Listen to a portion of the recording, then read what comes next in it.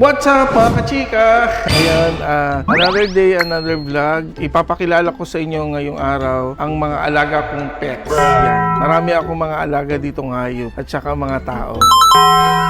Pero syempre, actually ang mga alaga ko, 3 pusa, 3 apat na aso, 2 isda at saka 2 kalapate. Kaya nga napagkakamalang Manila sa itong bahay namin kasi amoy hayop, di ba? Tapos meron ding mga taong parang hayop. Mukhang hayop pala. Joke. Actually, ang mga una kong alaga, first time ko nag-alaga nung year 2000. 2000 or 2001. Una kong sahod sa una kong trabaho. Ang una kong binili is Chihuahua. Yun. Una kong sahod talaga, 10,000. Bili kagad ako ng Chihuahua. Tapos, ang nag-alaga nun kasi lagi ako nasa work, nasa office. So, yung nag-alaga talaga nun yung nanay ko, yung mama ko, si Telstar. Ang pangalan ng Telstar. Kaya guys, ngayong araw ipapakilala ko sa inyo isa-isa sa mga alaga ko. Pero bago yan, pasok, intro!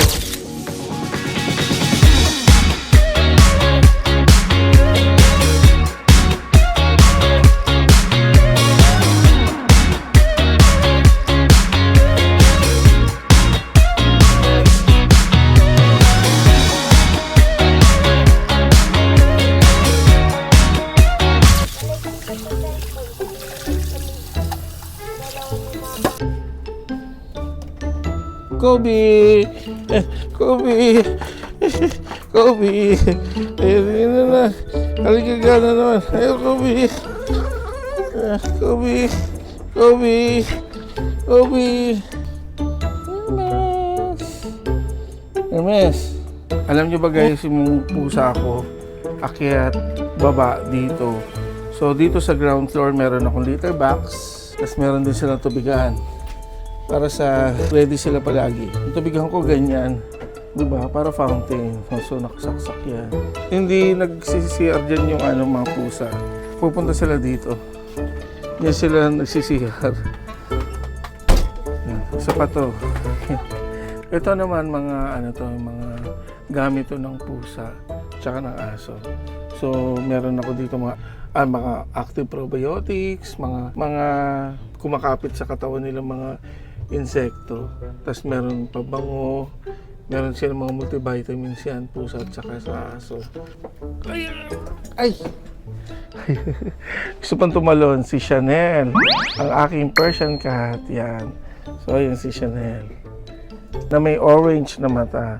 Ano na sa akin, 1 taon na sa akin to. So, dati payat, tapos mahina no? Pero ito ngayon, makulit na siya at saka nakikibagay na siya. Yan naman si Shamsham. Yan. Ang kwento ni Shamsham, so sa kanto, buibili yung staff ko. Yan, si Aye. Si buibili sa kanto ng something, tapos sumabay ito, di ba? Sumabay siya pauwi. Yan, tapos pag sabay pag-uwi, pati pagpasok sa bahay, sumabay siya. So, inadapt na namin siya. So, ito si Shamsham. Akala nyo tahimik sa umpisa. Ako'y tahimik lang sa umpisa. Isa yan sa napaka makulit na pusa. Ngayon, parang nagkakaroon na siya ng breed. Anong breed mo? Ha? Maseda? Maseda breed? Kobe! Ayan, ang bilis naman pag tinatawag talaga si Kobe. Si Kobe yung isa sa mga aligaga lagi pag tinatawag. Yan.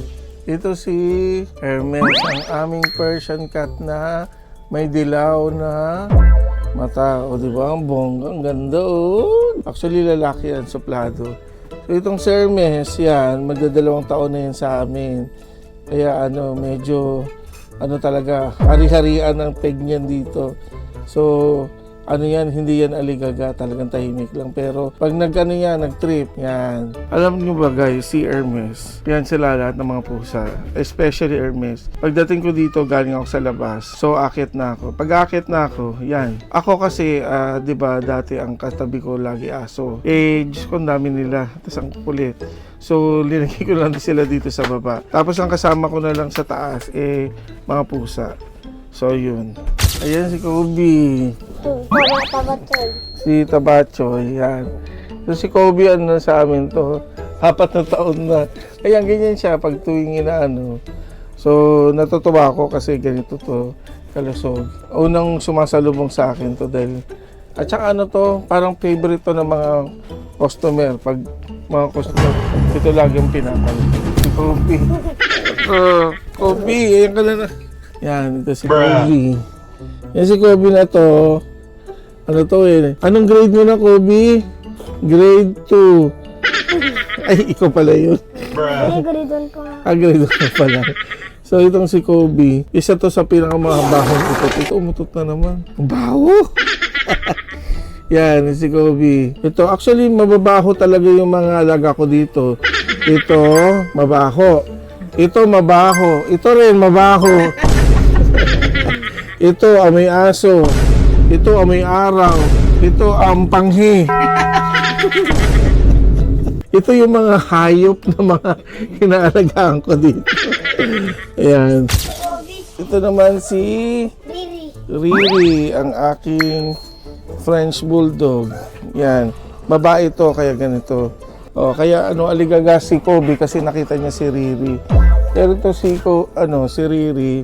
Yan, ang aming Riri. Riri, bakit ganyan yung tenga mo? Ito, ang bigat din siya. Kaya ako yung mga yan. Mamaya maka-score mahirap na. Ayoko kasi mag-crossbreed. Gusto ko talaga pag French Bulldog din.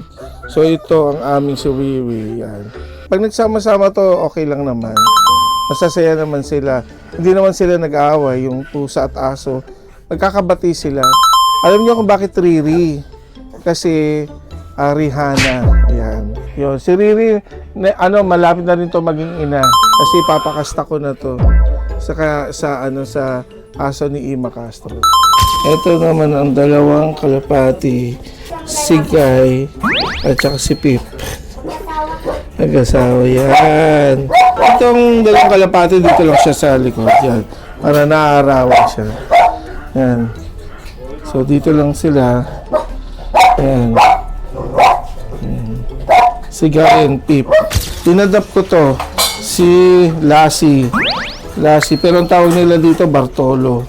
Ito naman si Lassie, ito naman ang aming guard. Yan. Yan, guard namin yan. So, tuwing gabi, yan, siya yung tagabantay sa shop. Nandun siya sa shop, nakawala siya. So, dito, tinatali namin siya kasi tumatakbo sa kalye. Baka masagasaan. Meron na kasi akong aso na nasagasaan eh. Ito kasi sobrang malikot. Sobrang likot tong si Lassie. Talagang lumalabas, tumatawid. Kaya yan, nakatali lang siya dyan.